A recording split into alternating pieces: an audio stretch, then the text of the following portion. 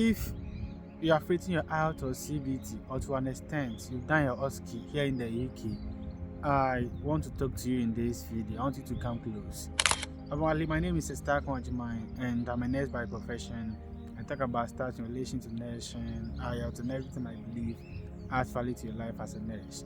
So if today is your first time seeing my channel, I really appreciate you for being here for the very first time. But if you sister, you have not subscribed yet, so please hit the subscribe button and become part of the family, so that anytime I upload a new video, be the very first person to get it. The question is, what am I going to talk about? You see, I know you are facing your IELTS and CBT, and to an extent you've gone the way to write your OSCE, and it's all because you want to come to the UK to practice your national midwifery. It's a very good dream, and you know, when I had a chance to travel to the UK, I decided to advocate for this, especially nurses back in Africa who haven't gotten jobs yet and would want to probably build up on their skills. I want to say that it's a very good dream, but one thing I also want to add is that I think it is getting to a point where the UK is cutting off international recruitment. What do I mean by this? Don't get scared. I'm going to explain, okay?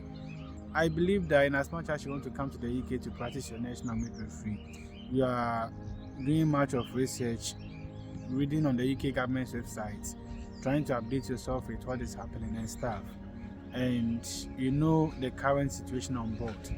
For the past month or so, you know the UK immigration rules have been changing on a regular basis. You wake up every day to new immigration rules from the UK government, and there's one on board at the moment that is hitting so hard on international recruitment. And when I think about it, I feel like people who have written their IELTS and CBT to an extent have done the sponsorship route to the UK to write their OSCE, and are back in their home countries like, let's say, Ghana, Nigeria and stuff, going to get this test go to waste. I wouldn't want to say things to scare people, but I think it's just about time the truth is told, so that at least you get a plan B, okay? And when I say the plan B, I know you might have spent a lot in dealing with your CBT. I know you might have spent a lot in dealing with your OSCE and stuff, but if you still have your IELTS in check, I think the other countries that are still recruiting massively. Now, what's the situation at all that I'm really wanting?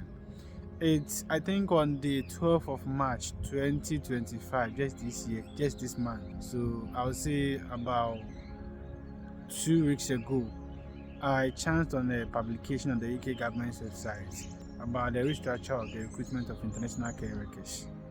The publication went all the way to say that from 9th April 2025, which happens to be next month, UK employers who want to recruit care workers should focus on recruiting care workers in the UK before looking outside. And even before they do that, they should be able to prove that they have exhausted every possible means, that they couldn't get any care worker in here to fill up their vacancies before they look overseas. This has been the news on board, and according to the publication, they are doing this to cut down on immigration. They are doing this to boost the economy, and they are doing this to expedite the care workers who have come to the UK to pursue their career, but in one way or the other have not had the chance to do so. And they also want to mention that there are some people who were recruited, came to the UK on COS, but at the point the employer's license was revoked, and they are still wandering about in the UK, having got jobs and stuff. So if employers want to recruit care workers from 9th April 2025, they should focus on the people or care workers based in the UK before looking outside. When I got to hear about this news, I felt like it was much more of a hard blow for international nurses who are back home.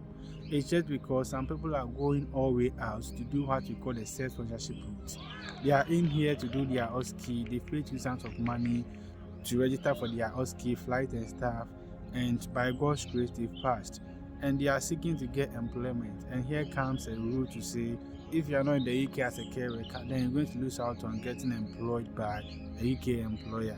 This is really strange, and as the publication stated, I think it's a way for them to cut down recruitment, or at a point gradually stop recruitment. Because I read a couple of articles where they said by 2025, the agenda for recruitment might have been met. They're looking now to recruit 50,000 nurses by 2025, and we are in 2025. So what I'm thinking is that if they are trying to minimize the rate at which they are doing international recruitment, and I think that the quota has been met. But the other thing I'm considering is that let's look at it from this point.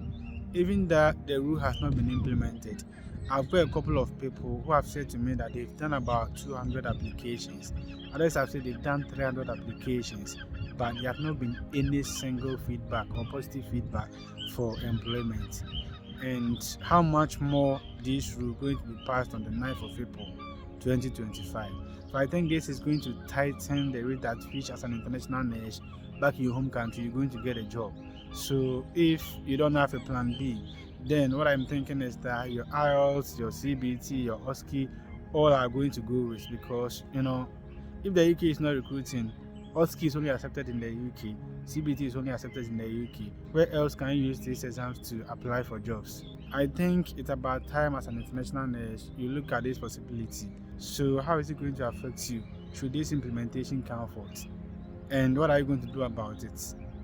I just felt like sharing this because, I still believe that there are people out there who have the desire to come to the UK to work as nurses and perhaps midwives, and they are preparing for their IELTS exams. Some have passed their IELTS, they are preparing for their CBT. Some have passed IELTS and CBT, and they are looking for money to do the self-sponsorship route where they come to the UK to write their OSCE and stuff. So I think this is going to be a big blow in a way. It's going to impound the rate at which you're going to get unfortunate messages, because just imagine this rule has not been passed, but people are still struggling. And let alone getting this rule on board. So most employers are going to lose interest in recruiting international nurses because they've been cautioned to look into the UK to recruit people who are already in the UK and are seeking to become part of the healthcare system, to recruit people who are vulnerable because their employers have lost their license.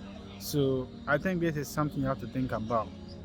This is something you have to consider, especially if you are chasing this dream of becoming a nurse or midwife in the UK. I know it's a big blow, but I think it's much more better you get to know it so that you start having a plan B.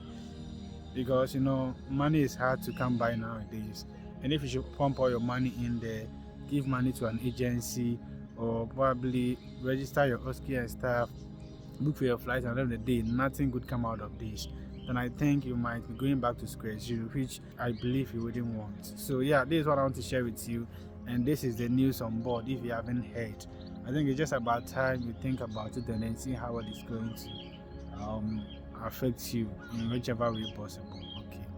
Anyways, my name is Esther Kwajima. Thank you very much for watching me up to this point. If there's something probably you don't understand, just leave that in the comment section. And if there is something I've said in here that you misunderstand, please, it's my opinion, it's my understanding of the publication I read. And what I can do to help you to leave the whole publication in the description box so that you can sit back, read, and then get to understand the nitty-gritties of everything. And just before I take leave of you, I would say that make sure you're having time to read this publication. Think about it and see if whatever I said in this video tallies with what is in the publication, because we all have different understandings to what we read. Yeah, so just take notice of that. Thank you very much. I hope to see you in my next video. Bye.